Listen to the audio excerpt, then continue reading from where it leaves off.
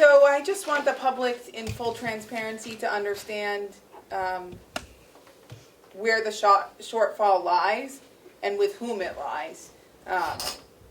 Because there was some criticism as to cost reports and how they were compiled and the like. And we're currently in the budget cycle, and as everybody knows, the commissioners have very little power, in fact, no power over the adopted budget. We put forth a proposal to the delegation, and the delegation makes whatever changes, additions, subtractions they would like, and sets forth a budget. As the public may recall, representatives from the delegation last year put out an email congratulating them on saving the taxpayers approximately $1 million, and part of that was accomplished by what we now know to be the inflation of the nursing home revenue Proshare line by $1 million. What that has now created is a shortfall of $1 million because we did not get the Proshare that the chairman of that committee believed we would get, and the Proshare number that was adopted and changed from what the commissioners had, which would have kept us okay and not created a shortfall, or a minimal shortfall that could have been absorbed, to the $1 million shortfall that the delegation approved. So what that's led to is a series of emails, and as we all know in politics, the blame game as to who's responsible for said shortfall. So we asked the professionals to join us today so that the viewing public wouldn't have to take our word for it. They could hear directly from the professionals how this came about. And I think what we've uncovered, and what I'd like to go through, are some accusations from Representative Marsh about who's to blame for this shortfall. So in about October, so about a week ago, October 12th, or almost 2 weeks ago now, Representative Marsh indicated that the last Proshare payment was a preliminary payment based on the 2019 Medicaid cost report, which, someone can correct me if I'm wrong, I believe was the testimony we heard from Mr. Littman, that it was in fact the 2019 cost share report. So Representative Marsh goes on to say that that cost report showed about $2 million in lower costs, mostly due to the fact that they were prepared the cost report based on the Mountain View section of the budget, indicating that the expenses were not there, which we now know to be not true, and therefore bullshit detected. Take precautions. he further goes on to say that we should be aware that a number of line items were consolidated and no longer reported separately in the Mountain View budget.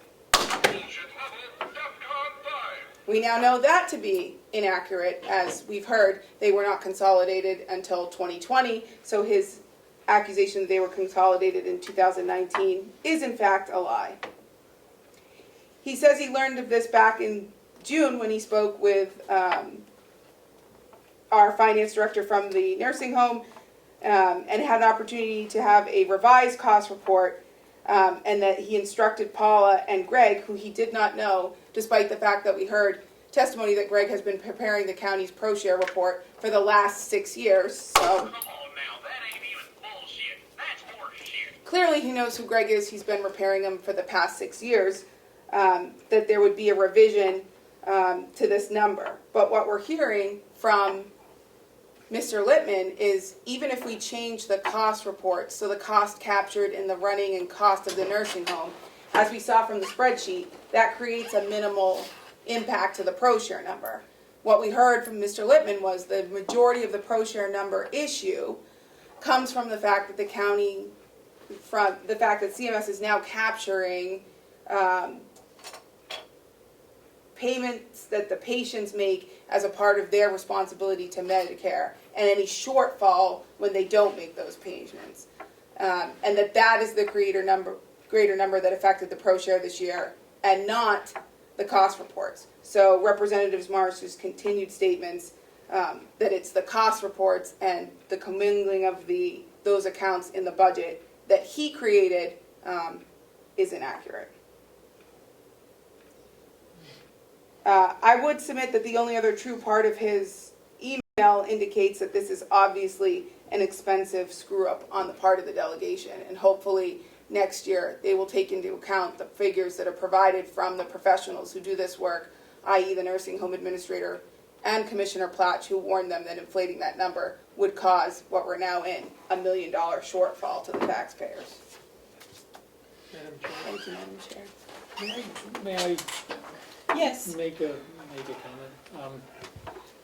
And the problem with this is that we have $1 million shortfall. Now, we're not going to, this year, raise taxes by $1 million because we do have reserves that can make up this money.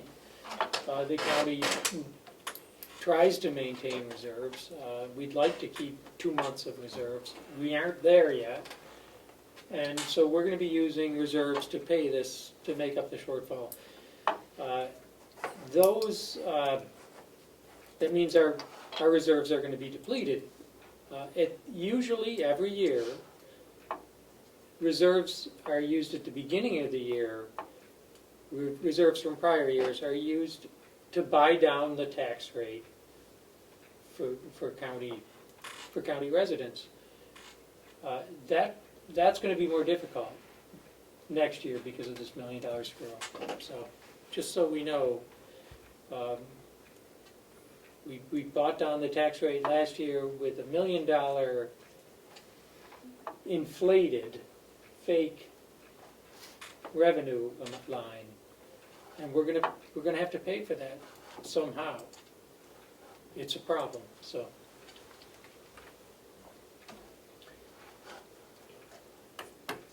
Thank you, Madam Chair. You're very welcome. Paula? Dee? I think you guys have captured it perfectly well. Bonnie? Nope, I'm good. No disagreement. Dee, you still enjoying your new job? I am getting so much experience here, I love it. It's always exciting. Okay. Thanks for being part of the team. Yes. Absolutely, I You too, wouldn't change Paula. it. Paula's been the team for a long time. So She's an amazing asset. yes, she is. We're not letting her leave. No. I think that's what makes me the most disgruntled about the blame game Yes. scenario. If there was a mistake, to which I make them on a daily basis, I'm not infallible. I would We all invite do. them to just stand up and accept it and move beyond it. But the need to blame other people is I think what made me so upset about those email exchanges. They weren't productive email exchanges about what we could do to fix the Proshare number. They were a mudslinging accusation to people who have no control over the budget.